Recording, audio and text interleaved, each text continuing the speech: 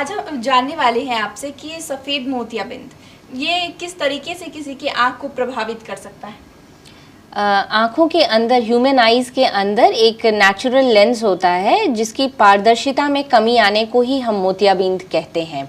अमूमन ये बिल्कुल ग्लास की तरह क्रिस्टल क्लियर होता है और जैसे जैसे उसमें ओपेसिटीज़ आने लगती हैं तो रोशनी धूमिल होने लग जाती है, रोशनी में कमी आने लगती है। इसी अवस्था को हम कहते हैं मोतियाबिंद का होना, या जिसको सफ़ेद मोतियाबिंद कहा जाता है। तो अगर लक्षणों की बात करें तो किसी को क्या लक्षण दिखाई देते हैं कि कैसे समझे कि उसे सफ़ेद मोतियाबिंद हो रही है। मोतियाबिंद होने का जो सबसे अहम और जो कॉमन मासेस, आम आदमी को भी इस बात की जानकारी है कि मोतियाबिंद जब होने लगता है तो शुरुआत में सबसे इम्पॉर्टेंट है रोशनी में धीरे धीरे slowly progressive diminishing of vision, धीरे धीरे रोशनी में कमी आना। ये सबसे अहम और सबसे कॉमन जो लक्षण है मोतियाबिंद का वो यही होता है। अब इसमें और भी छोटी छोटी चीज़ें हैं, जैसे जो लोग नाइट ड्राइविंग करते हैं वो उनकी एक कॉमन समस्या होती है शुरुआत के दिनों में, मोतियाबिंद जब शुरू हो रहा होता है उन्हें ग्लेयर बहुत ज़्यादा होने लगता है। सामने से जो ट्रैफिक लाइट आती है उससे रोशनी, आँखें चौंधियाना, ग्लेयर का कंप्लेन करते हैं लोग जब मोतियाबिंद आता है। इसके अलावा ऑल्टर्ड कलर परसेप्शन, कलर को पहचानने में थोड़ी सी दिक्कत आने लगती है, ये भी एक मोतियाबिंद का ही लक्षण होता है। इसके अलावा बच्चों में, जो छोटे बच्चे होते हैं उनसे तो पता नहीं चलता क्योंकि वो अपने लक्षण, अपने सिम्टम्स शेयर नहीं करते, उन्हें आभास ही नहीं होता कि उन्हें कोई दिक्कत आ रही है।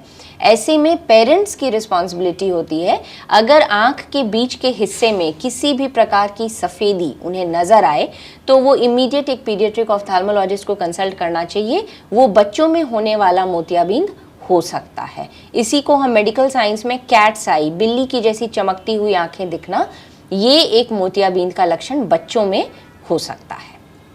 तो किस तरीके से कोई इसका इलाज करवा सकता है डॉक्टर के पास जब जाता है, तो क्या ऑपरेशन ही उसका एक बेहतर ऑप्शन है या फिर कोई और कारणों से या फिर दवाइयों से भी इसे ठीक किया जा सकता है। जी, मोतियाबिंद एक ऐसी बीमारी है जिसमें कि आँख के अंदर के लेंस में ओपेसिटी आने लगती है और एक बार अगर ये होना शुरू हो जाता है तो इसका अल्टीमेट ऑप्शन सर्जिकल ही है।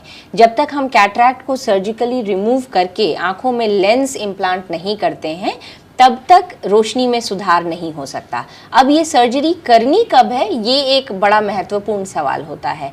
तो ऐसे में अब चूँकि बहुत ही एडवांस तरीके से कैटरैक्ट सर्जरी की जाती है और बहुत ही अच्छे किस्म के लेंसेज अब हैं, मार्केट में अवेलेबल हैं, तो एज आई स्पेशलिस्ट हम ये चाहते हैं कि आम जनता इस बात को समझे कि जो एक पुराना कॉन्सेप्ट था कि मोतियाबिंद अगर है तो वो तब तक ना कराएं जब तक कि वो पक नहीं जाता है। ये एक बहुत ही गलत धारणा है जिससे कि अब आम जनता को वाकिफ़ होना चाहिए।